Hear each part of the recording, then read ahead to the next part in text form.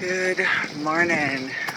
Boat is pretty quiet this morning, but I am heading to the marine office. I'm gonna check us out and we're gonna get moving.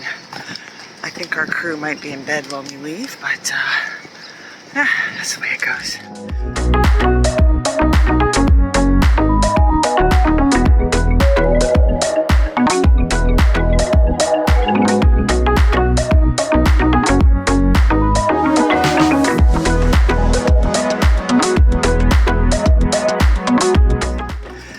Check out some of these boats.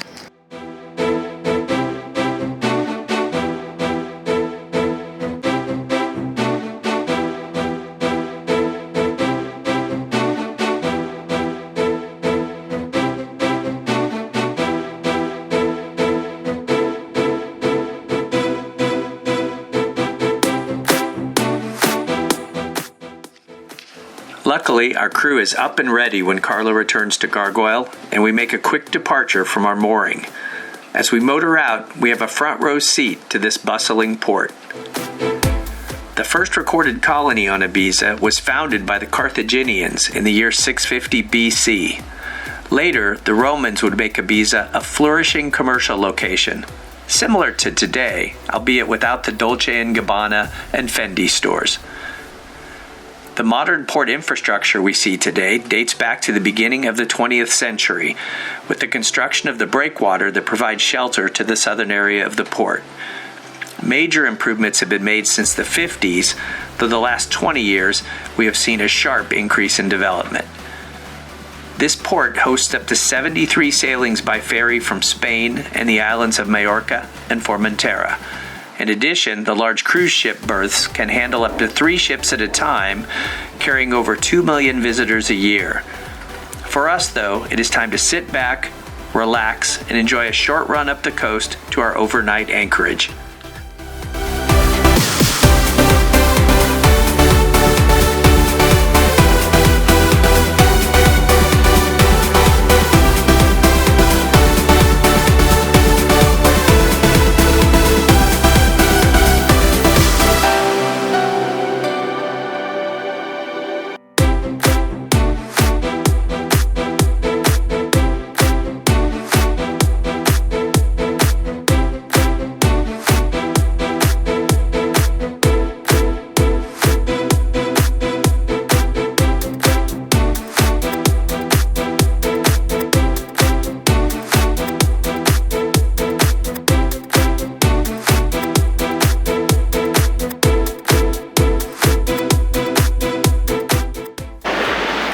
Welcome to our anchorage for the day. It is beautiful. There is just a tiny touch of swell, but other than that, this is spectacular. And the wind's going to die down a little bit tonight, so we should have a beautiful stay before we head to Mallorca. The adventurers. What are you going to do, Carrie? Are you ready? Yeah, I'm going to scrub the Speedo freaking spotless. And then... You going to go exploring? Yeah.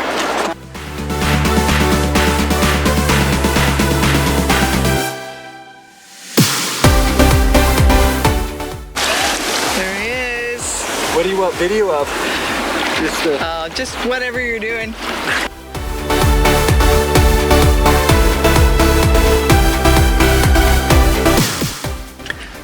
Today's task for my crew/son-in-law is to dive under and give the paddle wheel that reports our boat's speed through the water a good scrub. Then he's off to do a bit of free diving on our anchor, all under the watchful eye of Samantha.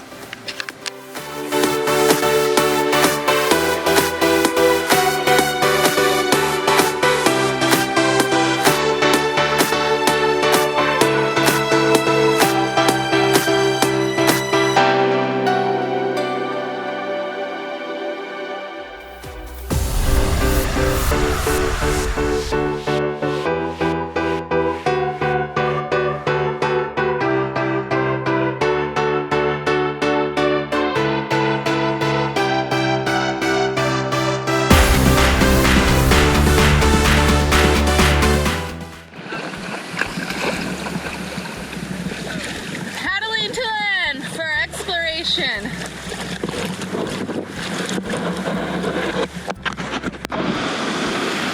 All right, we're looking for an entrance up the cliff so we can go exploring, but so far we haven't found anything smooth enough to land the paddleboard. What do you think, paddle buddy? Is it doable? I think we're gonna look for something better. All right. We're gonna try going around here, see if we can find something a little less rocky to get up on the beach. All right, let's check out this cave.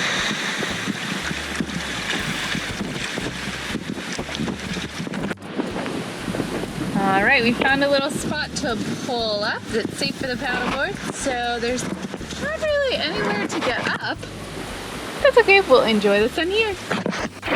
All right, we're heading back out. Boards away!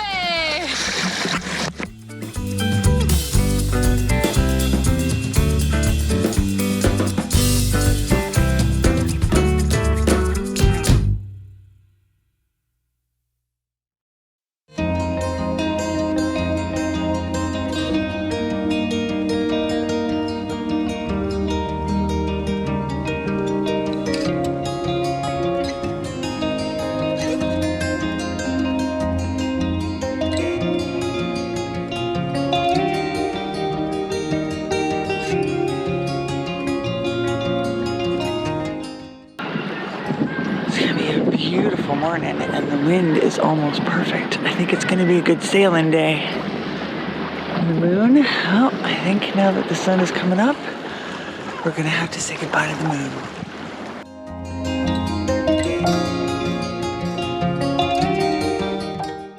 After yesterday's short hop up the coast, we are departing Ibiza to make the 55 nautical mile sail to Mallorca. The largest of the Balearic Islands, Mallorca is home to the island's capital, Palma.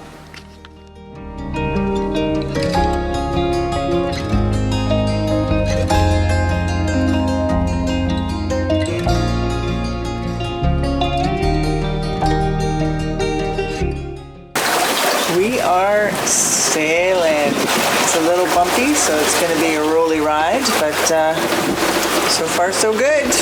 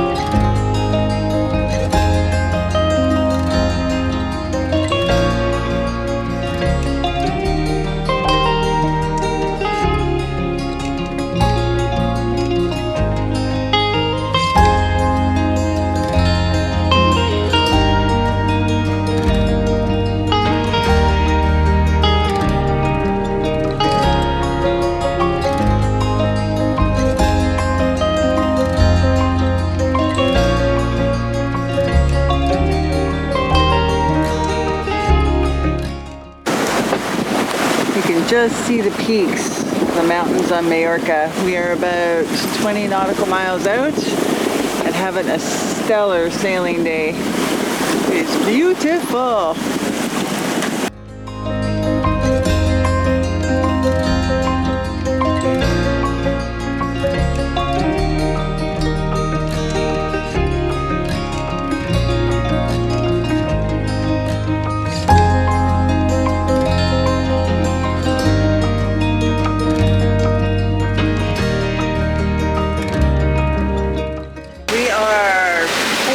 Miles away, and the crew is ready to be anchored. It has been a long day, and fingers crossed this little cove that we want to go into has enough space for gargoyle. So that anchorage is full, so we're going to head back to this one, drop the hook in the sand, and hopefully when the rain passes, we've got a beautiful sunny day. When anchoring in the Balearic Islands, one must be aware of the presence of Posidonia, or Neptune's grass as it's more commonly called. Due to its very high carbon absorption ability, this grass is a protected species in the Med, and anchoring in this grass is forbidden and subject to fine. We always attempt to avoid anchoring in the grass, so upon entering the anchorage, we waited for several large local day yachts to pull their anchors and then dropped our hook in the same spot, after also checking our position on the Donia app, which tracks the grass's growth and anchorages. As it was late and the light was too flat to allow us to see the bottom, we decided to be sure, so we dropped our trusty diver over the side to check it out. Lo and behold, we found we had inadvertently dropped in a field of the grass. We pulled our anchor and left this more sheltered location for a spot closer to the beach, but noted that most of the yachts were anchored in the grass. Until such time as the local communities start to maintain mooring fields, as they do in Ibiza, this is only going to grow as an issue for visiting yachts. Where are you off to, buddy? We're going to the point. Check out the thing. There's Gargoyle. All right, we see the pathway up and the stairs. We just have to find somewhere to dock the board. Wish us luck.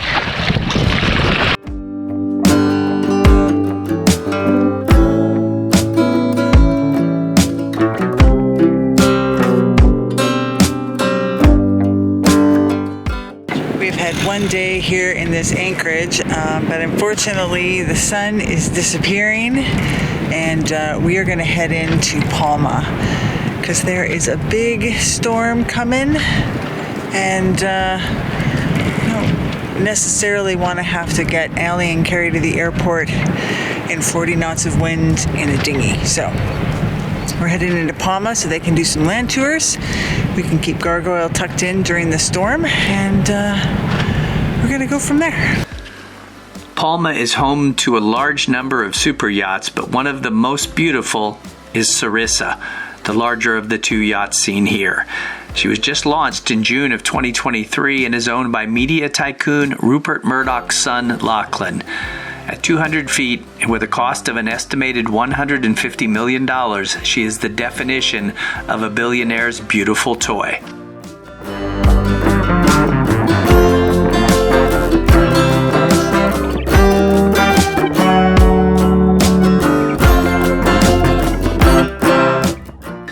While watching Sarissa dock with the cathedral in the background, we radioed into the marina and we were asked to wait by the fuel dock while a tender was sent out to show us to our reserved berth. First-class service indeed. While waiting, though, we were approached and boarded by local Spanish customs and immigration officers in a large inflatable. Close your eyes and imagine 4 large armed men dressed in black body armor from head to toe, and you've got the picture. And no, we did not get any of this on camera, as they understandably asked us to turn them off. This was just a routine document check, and we've had similar checks done in numerous other countries. In this case, though, they were aboard in the cockpit along with Allie, Carrie, and Carla, all while I was attempting to see to drive the boat into our berth. No pressure there. Happily, one of the custom officers lent a hand with the stern lines, and we were quickly secured, as well as cleared by the friendly and professional officers. After refusing my offer of a cerveza for helping us moor, they quickly departed, and we settled in to secure Gargoyle for her stay. As darkness falls over Palma, and the customs officers head back out on patrol, it is time for us to say goodbye. If you like this episode, please give us a thumbs up and be sure to subscribe. And click on the little bell to be notified of next week's episode when we explore the city of Palma. Until then, ciao for now.